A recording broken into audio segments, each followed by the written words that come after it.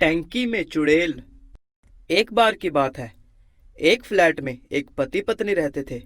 उन्हीं की तरह उस अपार्टमेंट में बहुत सारे परिवार रहा करते थे। वो सब लोग बहुत अमीर थे, इसलिए दो चोरों की नजर उस बिल्डिंग में रह रहे लोगों पर थी।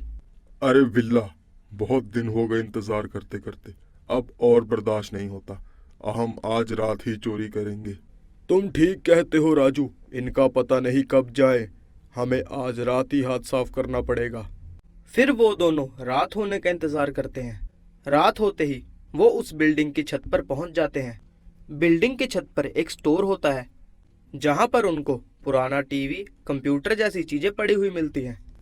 तभी उन दोनों चोरों को छत पे किसी के आने की आवाज सुनाई देती है। वो दोनों देखते हैं, छत पे एक औरत आई हुई है। वो अनीता होती है, जो अपने कपड़े लेने आती है। वो दोनों अनीता के डर से टैंकी के पीछे छुप जाते हैं।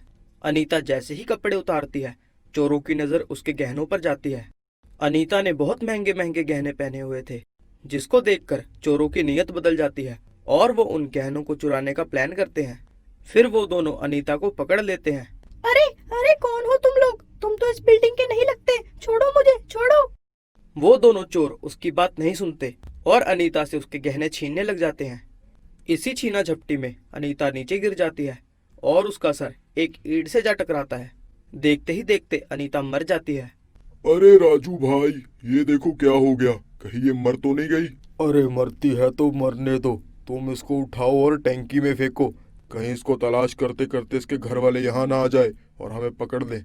चलो जल्दी करो। नीचे अनीता का पति अनीता को कमरे में ना पाकर उसकी तलाश करनी शुरू कर देता है। वो छत पे आकर भी देखता है, पर अनीता उसको कहीं पे नजर नहीं आती। अरे अनीता तो छत पे भी नहीं है, लगता है ये अपनी सहेली के घर चली गई होगी। चलो कोई बात नहीं। अगले दिन उसी बिल्डिंग में रह रहे सूरज भाई नहाने जाते हैं। वो जैसे ही पानी चलाने के लिए नल खोलते हैं, उसमें से अजीबोगरीब सी आवाजें आने लगती हैं। अरे मुझे यहाँ से बाहर निकालो, मेरी मदद करो। अरे ये क्या है? कहीं कोई भूत प्रेत का चक्कर तो नहीं है? अरे मुझे आज रहने देना चाहिए नहाने के लिए, मैं कल ही नहाऊंगा। उसको वहां से जाते देख तभी नल में से चुड़ैल का हाथ बाहर निकलता है और उसका गला पकड़ लेता है। अरे छोड़ो, अरे छोड़ो रे छोड़ो, ये नल में से हाथ बाहर कैसे आ गया? अरे छोड़ रे छोड़, मुझे मारेगी क्या? छोड़। सूरज भाई जैसे तैसे अपनी जान बचा के वहां से निकल जाते हैं। वो बाहर आके बिल्डिंग के लोगों को वो बात बताते हैं। किसी को भी उसकी बात का यकीन नहीं होता। अरे तुम लोगों को मेरी बात पे यकीन नहीं होता? चलो छत पे जाके देखते हैं, ये फसाद की जड़ क्या है। तभी सभी लोग छत पे जाना शुरू कर देते हैं। अनीता का पति भी साथ में जाता है। सभी लोग छत पे जाते हैं। छत पे इन्हें बहुत तेज बदबू आती है। अरे इतनी गंदी बदबू कहाँ से आ रही है? अरे वर्मा जी, जरा टैंकी खोल कर तो देखिए क्या है।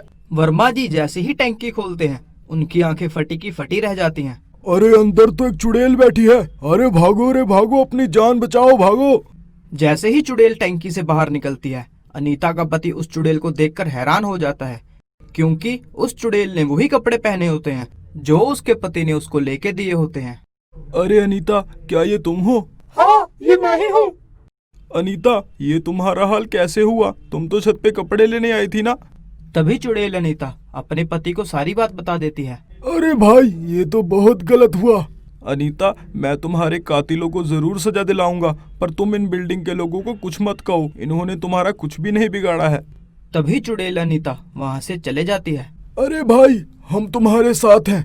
वो देखो सीसीटीवी कैमरा, इसके मदद से हम तुम्हारी बीवी के कातिलों को पकड़ सकते हैं। चलो पुलिस में रिपोर्ट कराते हैं।